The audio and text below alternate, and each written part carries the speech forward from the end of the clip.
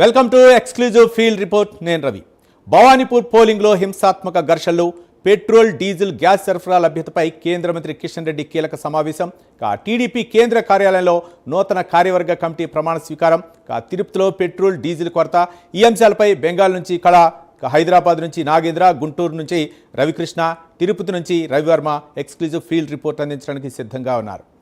మొత్తానికైతే మాత్రం పశ్చిమ బెంగాల్లో రెండో దశ పోలింగ్లోనూ భారీ ఓటింగ్ నమోదవుతుంది. భవానీపూర్లో సీఎం మమతా బెనర్జీపై పోటీ చేస్తున్న బీజేపీ నేత సువేంద్ అధికారిని టీఎంసీ కార్యకర్తలు అడ్డుకున్నారు. పోలింగ్ కేంద్రం పరిశీలనకు వెళ్లిన సమయంలో ఈ ఘటన చోటు చేసుకుంది. చోర్ చోర్ అంటూ పెద్ద పెట్టిన నినాదాలు చేశారు. దీంతో పరిస్థితిని అదుపులోకి తెచ్చేందుకు సిఆర్పీఎఫ్ సిబ్బంది లాఠీ చార్జ్ చేయాల్సిన పరిస్థితి ఏర్పడింది. భవానీనగర్లో సీఎం మమతా బెనర్జీ తన ఓటు హక్కు వినియోగించుకున్నారు. 3/2 మెజార్టీతో టీఎంసీ అధికారంలోకి వస్తుందని ఆమె ధీమా వ్యక్తం చేశారు. ప్రజలపై సిఆర్పీఎఫ్ కేంద్ర పరిశీలకులు మితిమీరిన బలప్రయోగం చేశారని మమతా బెనర్జీ మండిపడ్డారు. బీజేపీ ఎన్నికల గుర్తుపై టేప్ అంటించారన్న ఆరోపణలతో దక్షిణ 24 పరగణాల జిల్లా ఫల్తాలోని బూత్ నెంబర్ 117లో ఓటింగ్ని నిలిపివేశారు. ఇదే అంశాలకు సంబంధించి మరిన్ని వివరాలు మా నేషనల్ బ్యూరో చీఫ్ కళ అందిస్తారు. కళ. రవి, దాదాపు ఏదైతే పశ్చిమ బెంగాల్ సెకండ్ ఫేజ్కి సంబంధించినటువంటి ఎన్నికల మరి ఇప్పుడు దాదాపు 5 గంటల సమయము, 1 గంట ఇంకా కేవలం ఒకే 1 గంట మాత్రమే ఉంది ఎన్నికల కోడ్ ప్రకారంగా.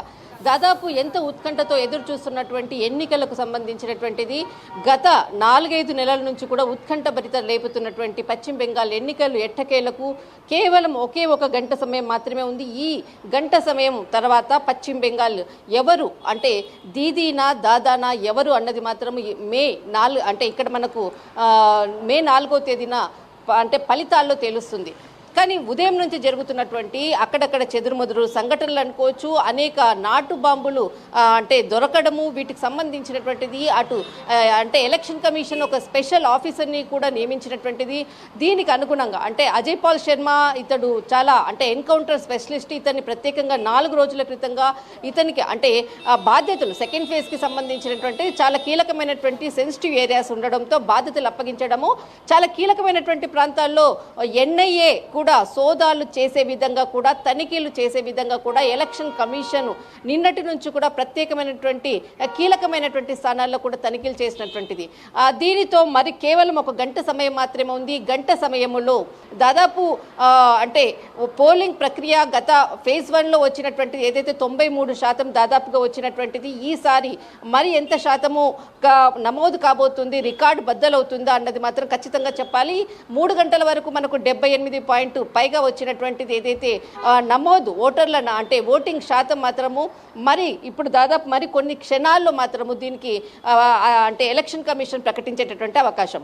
కానీ కొద్దిసేపటి క్రితంగా నేను ఇక్కడ ఉండేటటువంటి భవానీపూర్కు సంబంధించినటువంటిది మమతా బెనర్జీ ఇక్కడ ఓటు హక్కు వినియోగించుకొని బయటికి వచ్చిన తర్వాత చాలా కీలకమైనటువంటి వ్యాఖ్యలు చేశారు.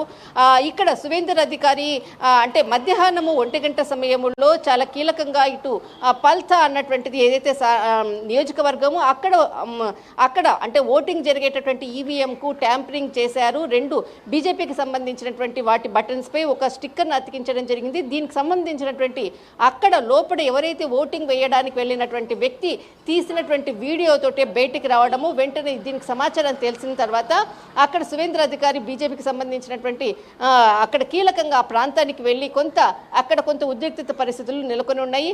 కానీ దీనికి సంబంధించినటువంటి ఫిర్యాదు మేరకు అటు ఎలక్షన్ కమిషన్ కూడా దీనికి సంబంధించినటువంటిది ఎక్కడైతే అంటే ఈవీఎంల అంటే ఈవీఎంలకు అక్కడ కలిగినటువంటి ఇబ్బంది అనుకోవచ్చు, ఎక్కడైతే ట్యాంపరింగ్ జరిగిందో అక్కడ ఖచ్చితంగా మరి పోలింగ్ మాత్రం ఖచ్చితంగా జరుగుతుంది అంటూ కూడా ఎలక్షన్ కమిషన్ ఒకవైపు ప్రకటించినటువంటిది. కానీ ఇటు మమతా బెనర్జీ మాత్రం చాలా కీలక వ్యాఖ్యలు చేసింది. ఇటు అంటే సురేంద్ర అధికారికి సంబంధించినటువంటిది ఎవరైతే ఇక్కడ వివిధ పోలింగ్ బూతుల్లో చెకింగ్ చేయడానికి అంటే అక్కడ ఉండేటటువంటి కార్యకర్తలను అక్కడ జరుగుతున్నటువంటి పోలింగ్ని పరిశీలించేందుకు వచ్చినటువంటి సందర్భంలో అటు దొంగ అంటూ కూడా టీఎంసీ కార్యకర్తలు అంటే నినాదాలు చేయడంతో ఒక్కసారిగా ఉద్రిక్తత వాతావరణము. ఎందుకనంటే ఇటు బీజేపీ కార్యకర్తలు కూడా ఆయన వెంట ఉండడంతో అటు ఇరు పార్టీలకు సంబంధించినటువంటి కార్యకర్తలందరూ కూడా కొంత తోపులాట జరిగినటువంటిది. కానీ మొత్తం మీద కేంద్ర బలగాలు జోక్యం చేసుకొని ఇరు పార్టీలను అంటే వేరువేరుగా పంపించేయడంతో అక్కడ కొంత సద్దుమణిగింది. కానీ మొత్తం మీద మనకు ఇక్కడ అంటే ఏదైతే ఇక్కడ అంటే ఈవీఎం ట్యాంపరింగ్ జరిగినటువంటి దాంట్లో మరొకసారి కూడా ఇటు రీపోలింగ్ జరిగేటటువంటి అవకాశం ఉంది అంటూ కూడా చెప్పినటువంటిది. కానీ బయటికి వచ్చాక ఇటు సీఎం మమతా బెనర్జీ చాలా కీలకమైనటువంటి వ్యాఖ్యలు, ఓడిపోతారన్న దానితోటే ఈ విధంగా అభండాలు వేస్తుంది అంటూ కూడా మమతా బెనర్జీ చాలా కీలకమైనటువంటి వ్యాఖ్యలు చేశారు. కానీ ఇక్కడ ఈరోజు అంటే ఏదైతే సెకండ్ ఫేజ్లో చాలా కీలకమైనటువంటి స్థానాలు అటు అంటే పశ్చిమ బెంగాల్లో ఉండేటటువంటి మొదటి ఫేజ్లో మనకు చాలా కీలకమైనటువంటిది దాదాపు 3 స్థానాలు ఒకవైపు. కానీ ఇక్కడ సెకండ్ ఫేజ్లో మాత్రం ఇటు భవానీ నగరు, తర్వాత పానీహట్ అనేది చాలా కీలకము. తర్వాత మనకు హార్బర్ అంటే హుబ్లీ ఈ ప్రాంతం అంతా కూడా చాలా కీలకమైన అభిషేక్ బెనర్జీకి నియోజకవర్గము. ఇక్కడ చాలా కీలకమైనటువంటి ప్రాంతాలు. అందరి దృష్టి కూడా భవానీపూరు, తర్వాత ఎవరైతే ఆర్జీకర్ హాస్పిటల్లో అత్యాచారము గావింపబడినటువంటి మహిళ తల్లి ఇక్కడ రత్న దిబేకర్ నిలబడినటువంటి స్థానం పానీహట్టు, అందరి చూపు ఇక్కడే ఉంది. కానీ కొద్దిసేపటి క్రితంగా అక్కడ టీఎంసీ కార్యకర్తలు కూడా ఇటు రత్న దిబేకర్కి వ్యతిరేకంగా ఆమె అక్కడ ఉండేటటువంటి ఓటర్లను చాలా ప్రభావితం చేస్తుంది, ఆమె అక్కడ ఉండేటటువంటి వాళ్ళని ఏడుస్తూ వాళ్ళతో కలుస్తుంది అన్నటువంటిది కూడా అక్కడ వ్యాఖ్యలు చేసినటువంటిది. కానీ అక్కడ జరిగినటువంటి విషయాన్ని కూడా ఆమె మరొకసారి కూడా మీడియా ముఖంగా చెప్తూ ఆమె వెళ్ళినటువంటిది. కానీ మొత్తం మీద మరొక గంట సేపు మాత్రమే ఉంది. ఇప్పటి వరకు కూడా ఏదైతే 78% నమోదైనటువంటి ఇక్కడ ఓటింగ్ శాతం మాత్రము ఖచ్చితంగా మరి మొట్టమొదటగా ఏదైతే 93% మొదటి ఫేజ్లో రీచ్ అయ్యిందో అదేవిధంగా కూడా ఇప్పుడు కూడా అక్కడి వరకు కూడా దాదాపు 90% రీచ్ అయ్యేటటువంటి అవకాశం ఉంది అంటూ కూడా ఇక్కడ ఎవరైతే ఓటింగ్ వేసేటటువంటి అనుకోవచ్చు, మనం బారులు తీరినటువంటి ప్రజలను చూసి కూడా చెప్పవచ్చు. కానీ అధికారికంగా మరికొద్ది సెకండ్లలో అటు ఎలక్షన్ కమిషన్ ఎంత ఓటింగ్ అన్నది కేవలం 1 గంట మాత్రమే ఉంది, కీలకమైనటువంటి అప్డేట్ కూడా ప్రకటించేటటువంటి అవకాశం ఉంది. రైట్, థ్యాంక్ యూ కళ.